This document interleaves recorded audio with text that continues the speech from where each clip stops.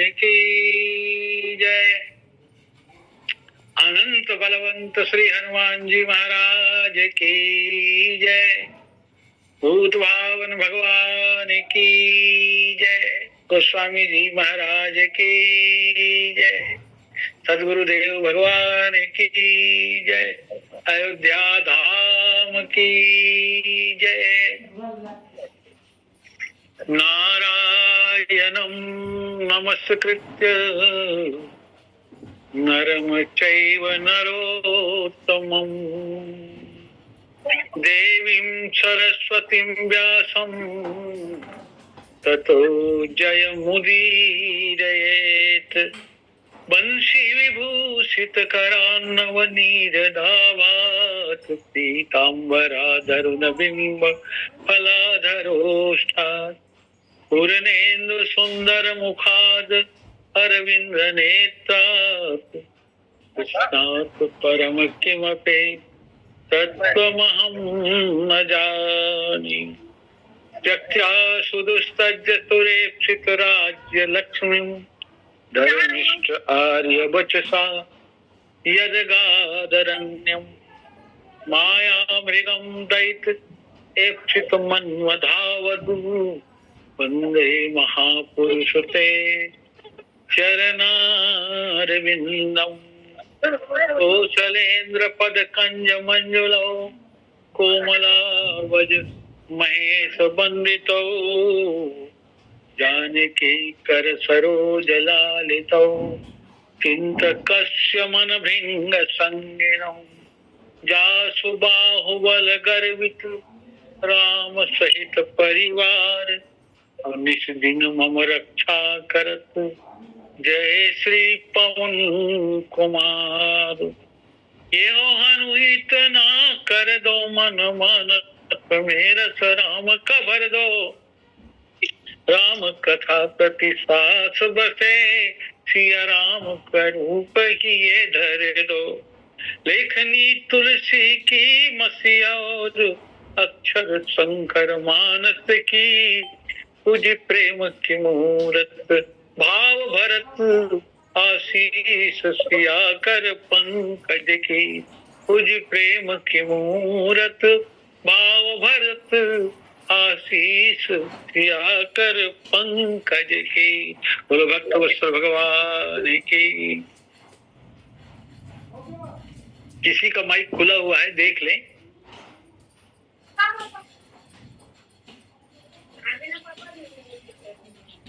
Check कर लें। इस सुखदेव राम ठाकुर जी का माइक खुला हुआ है। बोलिए भक्तवत्सल भगवान की जय। इस लिंक से जुड़े हुए सभी विप्रजन विज्ञजन संतजन राम कथा के रसिक जन श्रोता रसिक जन मातृशक्ति और आज हमारे संचालक जो अयोध्या धाम से आज की कथा का संचालन कर रहे हैं हमारे हिरवानी जी, उन्हें विशेष क्योंकि अयोध्या में खड़े हैं, राम जन्म स्थान में खड़े हैं, राम जन्म स्थान में, इसलिए उनको भी आप सबके साथ विशेष प्रणाम करता हूं और हमारा प्रणाम उस भूमि को पहुंचा दें। नूतन जी इतनत कर दीजिए, हमारे तरफ से भी प्रणाम कर दीजिएगा उस भूमि को। आइए हम लोग जो चर्चा कर रहे थे अवगुणत जी भव के गुण गही विप्रधेनु हित संकट सही अनीति निपुण जिन कई जगली का अगर तुम्हार तीन कर मनुनि का।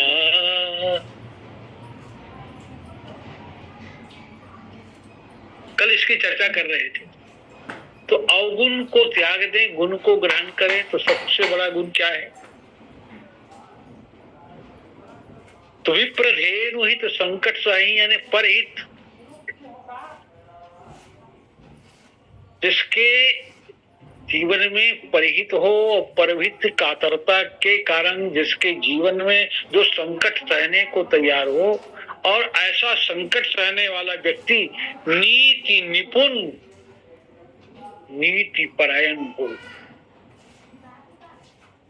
अनीति करने वाला संकट सहे तो कोई बहादुरी की बात नहीं है। कल हम लोग चर्चा यही कर रहे थे, अनीति जो करते हैं तो उनके अनीति का वर्णन नहीं हो सकता। अनीति किसको बोलते? जो राक्षस करते हैं।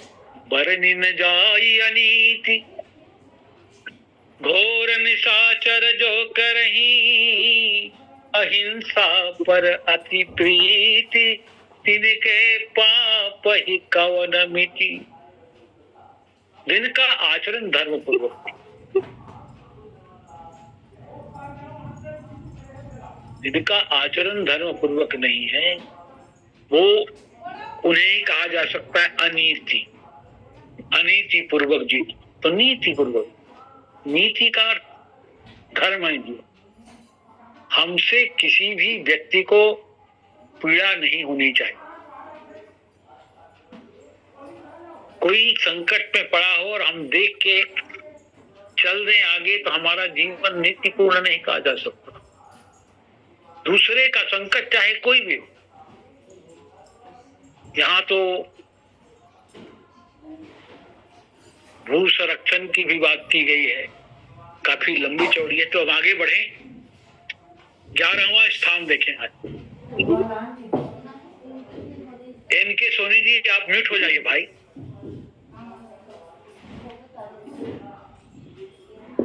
गुण तुम्हारा, एनके सोनी जी भाई म्यूट हो जाइए, म्यूट। गुण क्या है? गुण तुम्हार समझई निज दोषा, जेहि सब भांति तुम्हार भरोसा। राम भगत प्रिय लागहि जेहि, तेहि उर बसहु। अरे इनके सोनी जी आप म्यूट हो जाइए ना भाई।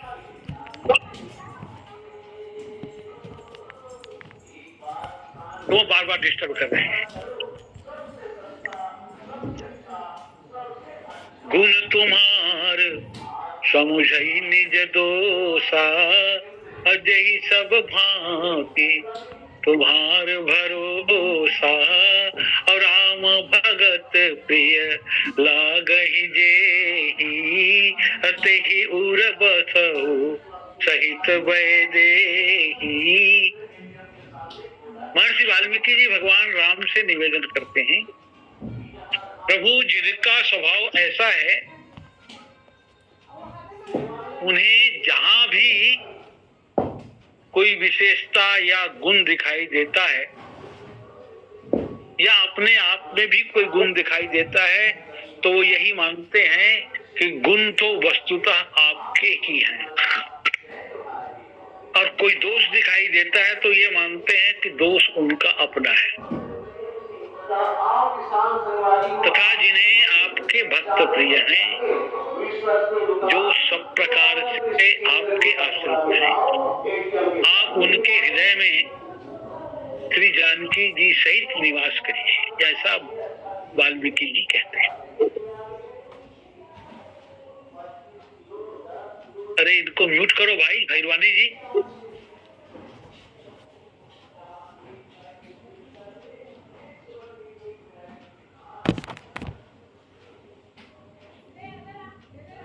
पिछली पंक्ति में कहा गया है कि जो दूसरों का दोष न देखकर गुण ग्रहण करते हैं,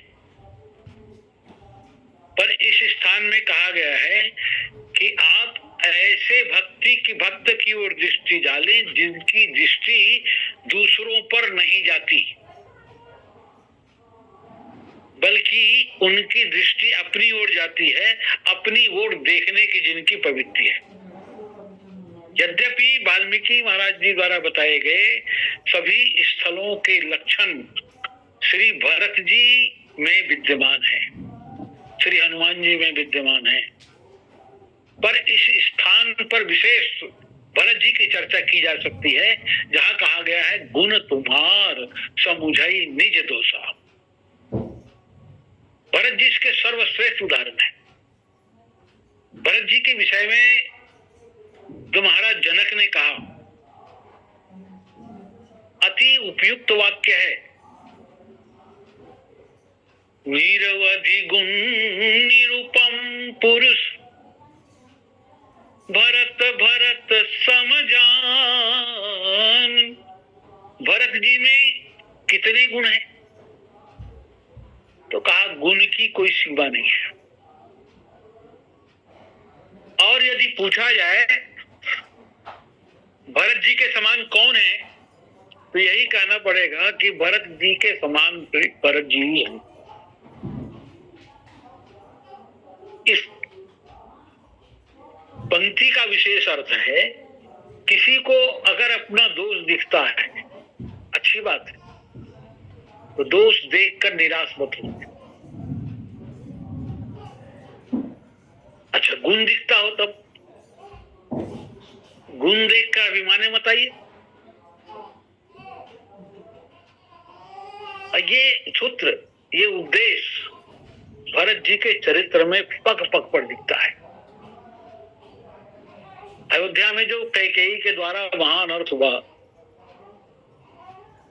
उनकी कुबुद्धि के द्वारा जो समस्या उत्पन्न हुई, उसमें दो लोग दोषी हैं।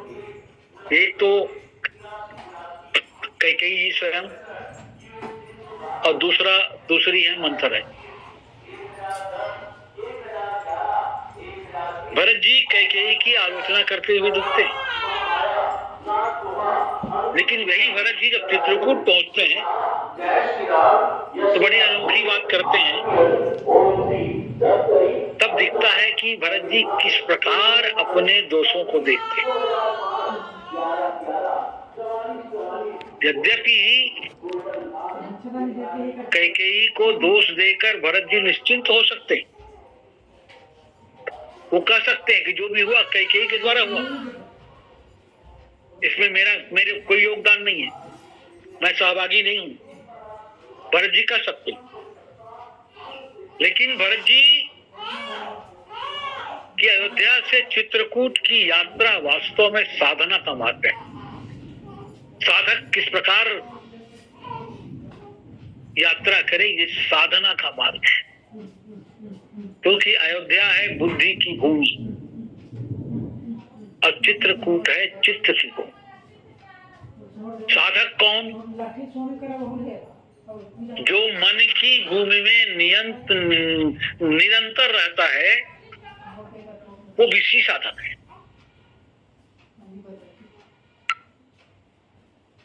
और जो मन की भूमि से उठ करके बुद्धि की भूमि में पहुंच गया, वही साधक है। और चित्त में जो पहुंच गया वो तो सिद्ध है। अच्छा समस्या कहाँ उत्पन्न हुई? तो बुद्धि की भूमि, अयोध्या है बुद्धि की। और क्यों समस्या उत्पन्न हुई? तो बुद्धि ने बस थोड़ी सी भूल कर दी। क्या भूल कर दी बुद्धि ने? तो को न कुसंगति पाई न साई और रही न नीच मते चतुराई। जिस समय व्यक्ति कुसंग करता है उस समय उसकी बुद्धि शुद्ध नहीं रह पाती। कुसंग के कारण बुद्धि बिगड़ जाती है, या ये कहें कि बुद्धि का हरण हो जाता है, बुद्धि ही खत्म हो जाती है। वैसे कई बहुत बुद्धिमान महिला है, महिला थी, बहुत ही बुद्धिमान। भरत की माता है, उनकी बुद्धिमत्ता पर कोई शंका नहीं, पर उनसे एक भूल हो गई। पहले तो उन्होंने मंथरा को बहुत फटकारा, बहुत भला बुरा कहा, यहां तक तो ठीक थी, पर बाद में मंथरा की बातों में इतनी प्रभावित हो गई कि उन्होंने कहा कि मंथरा, मैंने तुम्हें पहचानने में बड़ी भूल कर दी। वास्तव में तुम चरणों में बैठाने योग्य नहीं हो, तुम तो आंखों में बिठाने योग्य हो।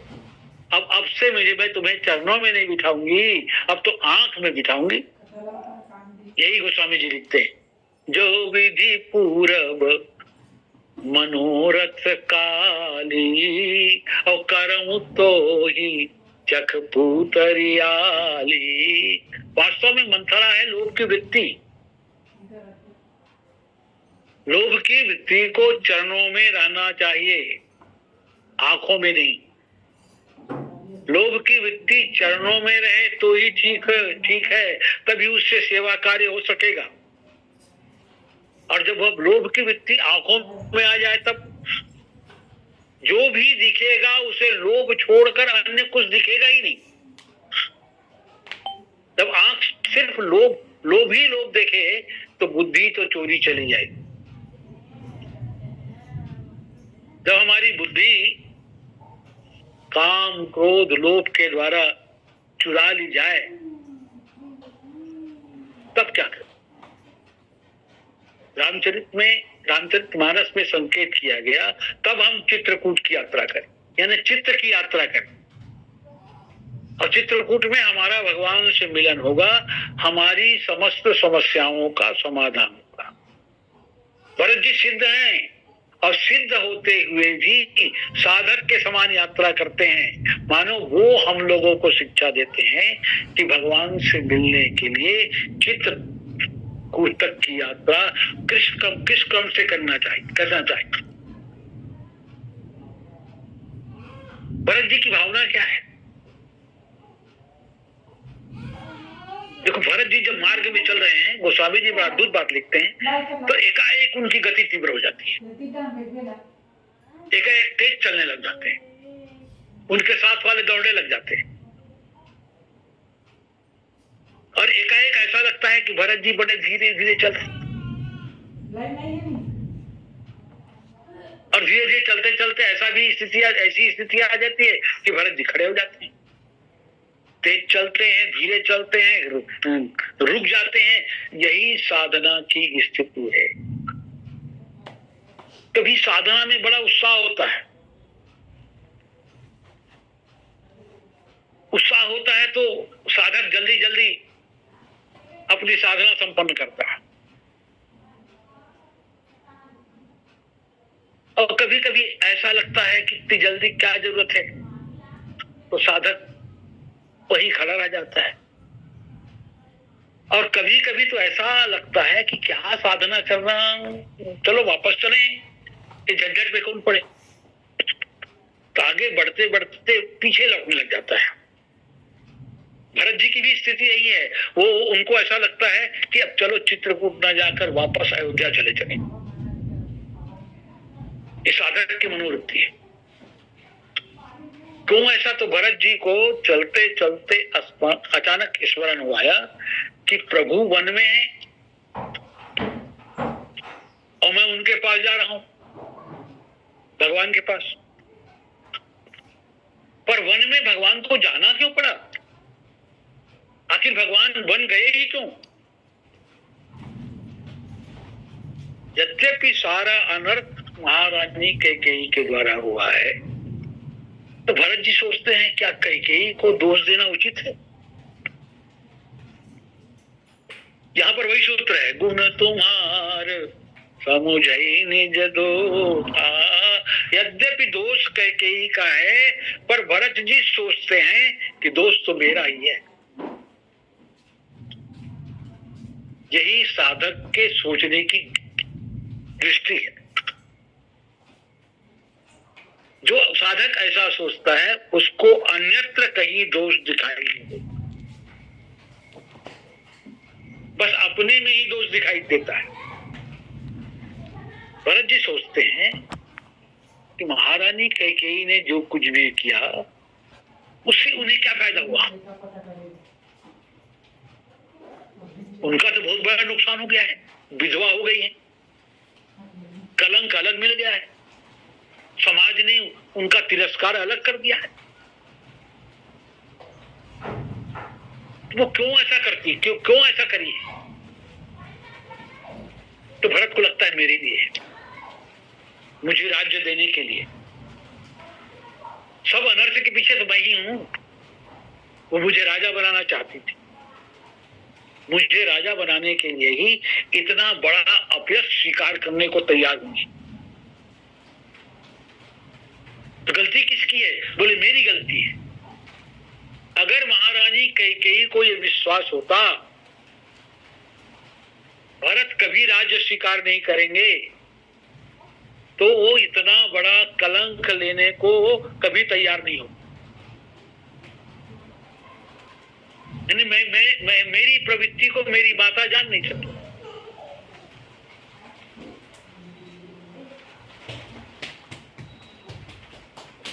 मैं राम जी का सेवक हूं, ये अपनी माता के सामने मैं सिद्ध नहीं कर सका, इसीलिए तो उन्होंने इतना कष्ट उठाया। इसका अर्थ ये है कि सारे अनर्थों के मूल में मैं ही हूं। यही भरत जी का चिंतन हो रहा है चलते चलते। फेरत मन हूं मातुकृत खोरी, अचलति भगति बल धीरज धोरी। जब दोष का अन्वेषण भरत जी करने लगे तो कैकेयी के बाद उस भरत जी को अपना ही दोष देने लगा। तो भरत जी सोचते हैं क्या मैं ये दोष लेकर उनके सामने जाऊं, जिनके कारण वो बन गए, जिनके कारण उन्हें राज्य से निकाल दिया गया।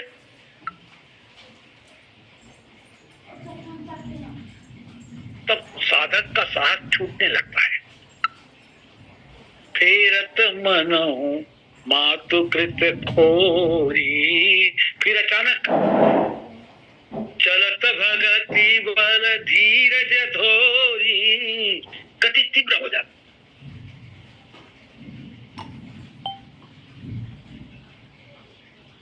उन्हें भरोसा होता है भगवान की अनंत कृपा की ओर उनका ध्यान जाता है।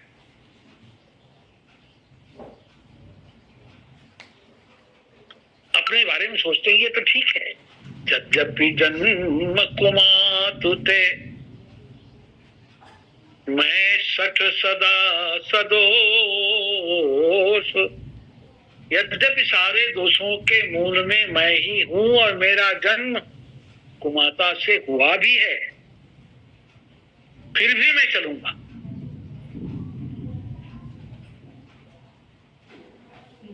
भरत जी निराश नहीं है, फिर भी मैं चलूंगा। क्यों? आपन जानी न त्यागी है, मोहि रघुवीर भरोस। मुझे भरोसा तो उन्हीं का है जिनके पास जा रहा हूं, अत्यंत उदार हैं,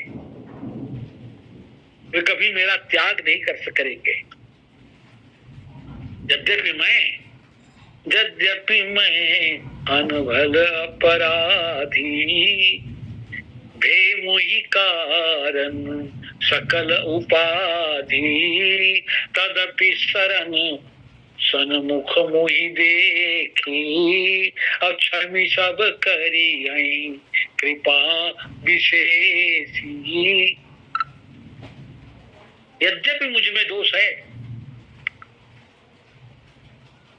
पर प्रभु की कृपा अनंत है, इसलिए मुझे विश्वास है प्रभु मेरे दोषों को क्षमा करके मुझे स्वीकार करेंगे। भरत जी चित्रकूट में कहते हैं सारा अनर्थ तो मेरे कारण हुआ है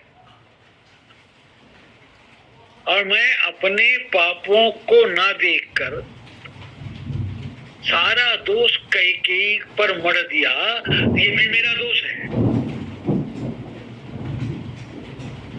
क्या भरत जी का चिंतन है। इसीलिए महाराज महाराज जनक यही कहते हैं, निरवधि गुण निरूपम पुरुष भरत भरत बिनु समझे निज अग परिपाकू अजारी जाई जननी कही काकू। मैंने ध्यान ही नहीं दिया कि अनर्थ मेरे कारण हुआ है। यानी अब भरत जी दोषों के मूल में अपने को देख रहे हैं कि भरत जी का स्वभाव है गुण तुम्हार समझई निज दोषा अजहि सब भांति तुम्हार भरोसा। 14 वर्ष बीत रहे हैं, एक दिन बाकी है प्रभु के आने में। पर प्रभु के आने का समाचार अभी तक भरत जी को कहीं से भी किधर से भी प्राप्त नहीं हुआ है। तो भरत की दशा क्या है? भरत सोच रहे हैं, भरत क्या सोच रहे हैं? रहो एक दिन अवधि अधारा असमुझत मन दुख भयो अपारा कारण कवन नाच नहीं आए। भरत चाहते तो उलाना भी दे सकते थे। प्रभु आपका स्मरण करते, तपस्या करते, समस्त भोगों को मैंने त्याग दिया है, 14 वर्ष व्यतीत कर दिया है आपकी प्रतीक्षा में, और आप अभी तक नहीं आए। भक्त लोग भगवान को उलाना देते, लेकिन भरत जी ने भगवान को कोई उलाना नहीं था। प्राय भक्त उलाना देते। मीरा जी भगवान को उलाना देते हुए कहती हैं, प्रभु तुम चितवहु मेरी ओर, प्रभु तुम चितवहु मेरी ओर, हम चितवत तुम चितवत नाही, कैसे ही अके कठोर, प्रभु तुम चितवहु मेरी ओर। हम देखते हैं, आप देखते, इतना कठोर हृदय है आपका। और सीता जी भी अशोक वाटिका में कुछ यही कहती है, कोमल चित कृपाल रघुराई, कपि के ही हेतु धनी निठुराई। लेकिन धन्य है भरत जी, 14 वर्ष की इतनी लंबी साधना के बाद भी भगवान को कोई बुलाना नहीं। तो भगवान क्यों नहीं आए?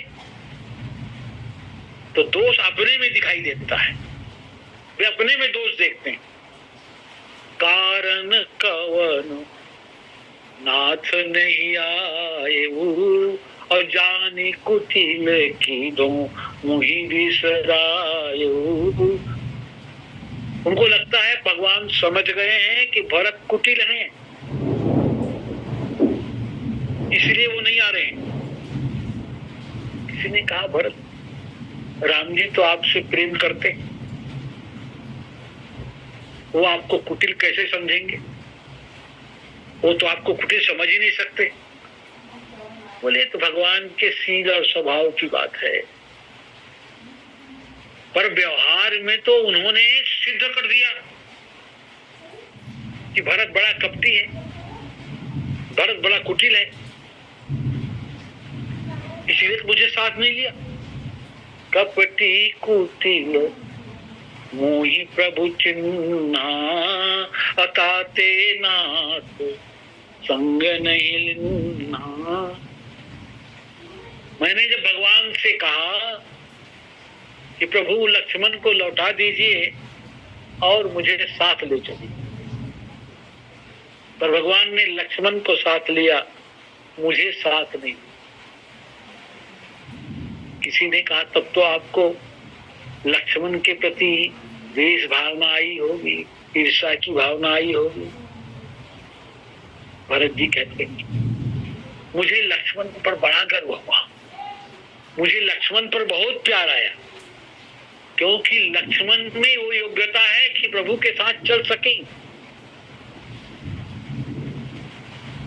इसीलिए तो उन्होंने कहा धन्य लक्ष्मण बड़ भागी, राम पधारो बिंद अनुरागी। ये क्या है?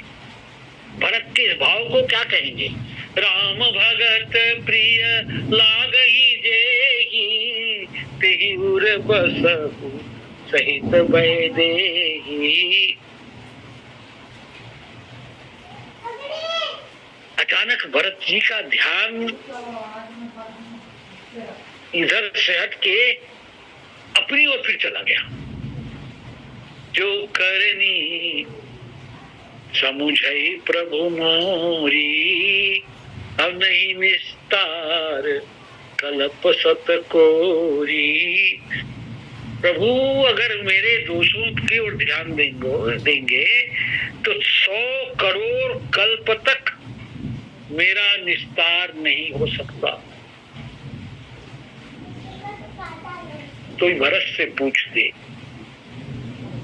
भरत आप में तो कोई दोष ही नहीं है। पर भरत जी को वो बात नहीं भूलती। उन्होंने हनुमान जी पर बाण चलाया था। वो कहते हैं मैं कितना बड़ा पापी हूं कि मैंने हनुमान जी जैसे महान संत महापुरुष को, राम भक्त को निशाचर समझकर बाण चला दिया। यद्यपि हनुमान जी बुरा मानते हैं कि हनुमान जी बिल्कुल बुरा नहीं मानते। हनुमान जी इसे भरत जी की कृपा, राम जी कृपा मानते हैं। राम जी ने अद्भुत कृपा की जो मुझे भरत जी से मिलवा दिया, और भरत जी ने बड़ी अद्भुत कृपा की जो मुझे संकेत कर दिया कि मेरे पास तो ऐसे बाण हैं जो राम जी तक पहुंचा देंगे। उन्होंने कृपा मान ली। अब भरत जी इसमें अपना अपराध देखते हैं। भरत को लगता है जो कार्य रावण करता है, मेघनाथ ने किया, रावण ने किया, वही कार्य मैंने किया। यदि मेघनाथ ने भैया लक्ष्मण को मूर्छित कर दिया तो मैंने उसके लिए दवा ले जाने वाले हनुमान जी को बाण का प्रहार करके मूर्छित कर दिया। अब मेरा अपराध तो मेघनाथ से भी अधिक है, रावण जैसे निशाचरों से भी अधिक है। इसीलिए जो करनी समुझई प्रभु मोरी, और नहीं निस्तार कल्प सत कोरी। तो क्या भरत जी निराश हो गए? इतने दोष देखने के बाद, दोष देखने का ये अर्थ नहीं है कि हम निराश हो जाए। दोष देखने का अर्थ है अपने दोषों को जान करके भगवान पर समर्पित हो जाइए। भरत जी निराश नहीं हुए, तुरंत भगवान की ओर उनका ध्यान चला गया। गुण तुम्हार, मेरे दोष को देखने के बाद भी आपके गुणों में कोई अंतर नहीं आएगा प्रभु। इसीलिए तो मैं यही सब भांति तुम्हार भरोसा। भगवान का करुणामय मृदुल स्वभाव भरत के सामने आ जाता है। भरत जी का तो, राम जी का स्वभाव क्या है? जन अवगुण प्रभु मानन काऊ। भगवान का स्वभाव जिसको अपना मान लिया उसके अवगुण की ओर देखते।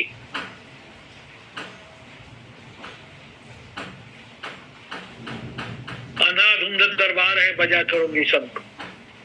अपनों की बुराई, अपने अवगुण भगवान देखते नहीं। क्यों नहीं देखते? इसलिए कि दीन बंधु अति मृदुल स्वभाव, दीनों के बंधु अति मृदुल स्वभाव है। इसीलिए मोरे जिय भरोसा दृढ़ होई, और मिली हई राम सगुन शुभ होई। मुझको विश्वास हो रहा है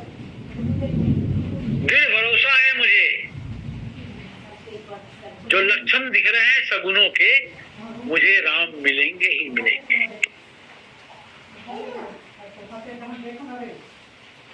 राम भगति प्रिय लागहि जेहि, अतहि उर बसउ सहित वैदेही। ऐसे को जिनको भगवान के भक्त प्रिय लगते हैं। देखो संसार में सामान्य गुण वाले जो होते हैं आपस में प्रतिस्पर्धा होती है, सुंदरता की भी प्रतिस्पर्धा होती है, बुद्धि की भी प्रतिस्पर्धा होती है, धन को लेकर प्रतिस्पर्धा होती है, पद को लेकर प्रतिस्पर्धा होती है, ईर्षा होती है। पर प्रश्न ये, क्या भक्तों में भी आपस में प्रतिस्पर्धा और ईर्षा होती है? नहीं होती है। अगर जिनमें ईर्षा और प्रतिस्पर्धा की वृत्ति है, समझ लो एक लाइन में कि भक्त ही नहीं है। भक्त का सबसे बड़ा लक्षण क्या है? संसार में अपने से बड़ों को देखकर ईर्षा होती है, किंतु एक भक्त ही ऐसा है जो अपनों से बड़ों को देखता है तो बड़ा प्रसन्न हो जाता है। और सत्य ही है, भक्त प्रत्येक भक्त को अपने से ऊंचा ही मानता है। म्यूट हो जाइए, म्यूट। इंदु जी म्यूट हो जाइए।